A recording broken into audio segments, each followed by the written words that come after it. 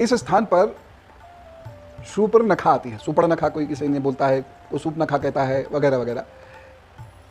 इस शब्द का अर्थ क्या है? जिसके सूप जैसे नाखून है, वो इतने बड़े बड़े नाखून, सूप जैसे नाखून होता है ना, छानने वाला गेहूं छानते हैं। तो ये देखने में बहुत भद्दी है, बहुत कुरूप है, और स्वभाव से भी अच्छी नहीं है। ऐसे शारीरिक रूप कुरूप कोई फर्क नहीं पड़ता, लेकिन स्वभाव से अच्छी नहीं है।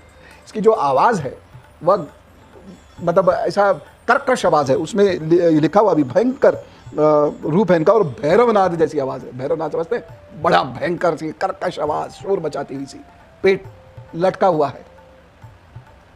अब ये श्री राम जी के पास पहुंचती है कि भाई विवाह कर लो, और ये जो है ना स्त्री सीता, ये तो बेकार, इसका पेट भी अंदर है, देखने में भी अच्छी नहीं है, इसे छोड़ो, मुझसे विवाह कर लो।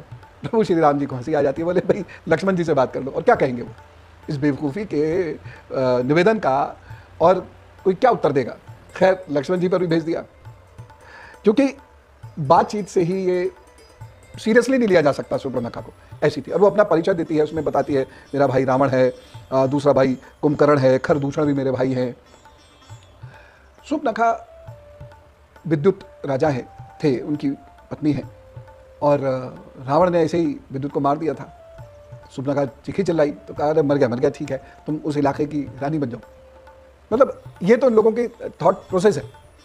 खैर शूर्पणखा जो थी लक्ष्मण जी के पास पहुंच गई, विवाह कर लो। लक्ष्मण जी कहें कि क्या मुसीबत जान को डाल दिया मेरे भैया ने। तो उन्होंने कहा कि भाई देखिए ये सब पॉसिबल नहीं है, और प्रभु श्री राम से बात करें। ऐसे टालते, जो नॉन सीरियस लोग होते हैं क्या करोगे, वो गले पड़ जाते हैं, उन्हें टाला ही जाता है। लेकिन अब आप में से बहुत सारे लोग कुछ ऐसे लोगों की बातों से प्रभावित हो जाते हैं जो ये कहते हैं शूर्पणखा के साथ राम जी लक्ष्मण जी ने इंसल्ट की, बेइज्जती की, अन्याय किया, इसलिए राम जी लक्ष्मण जी वहां गलत है। अन्याय नहीं किया, बात इतनी होती खत्म हो जाती। लेकिन शूर्पणखा ने सीता जी पर हमला कर दिया, उन्हें अगर ये लोग नहीं बचाते तो वो मार देते। तो राम जी ने लक्ष्मण को आदेश दिया, पहले हमला शूर्पणखा ने किया है, और वो शुरू से ही सीता जी के विरुद्ध है। भाई सीता जी सौत हुई ना, वो तो यही मान बैठी थी ना, तो सीता जी के विरुद्ध है। अगर लक्ष्मण उस पर हमला नहीं करते और उसको दंड नहीं देते तो सीता जी को मार सकती थी।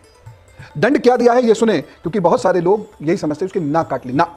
श्लोक 21 में, ये 18वें सर्ग में, श्लोक 21 में आरण्य कांड में स्पष्ट लिखा हुआ है, यानी आरण्य कांड के 18वें सर्ग के श्लोक 21 में स्पष्ट लिखा हुआ है, श्री रामचंद्र जी के इस आदेश देने पर क्रोध में भरे हुए महाबली लक्ष्मण ने उनके देखते देखते म्यान से तलवार खींच ली और शूर्पणखा के नाक कान काट लिए।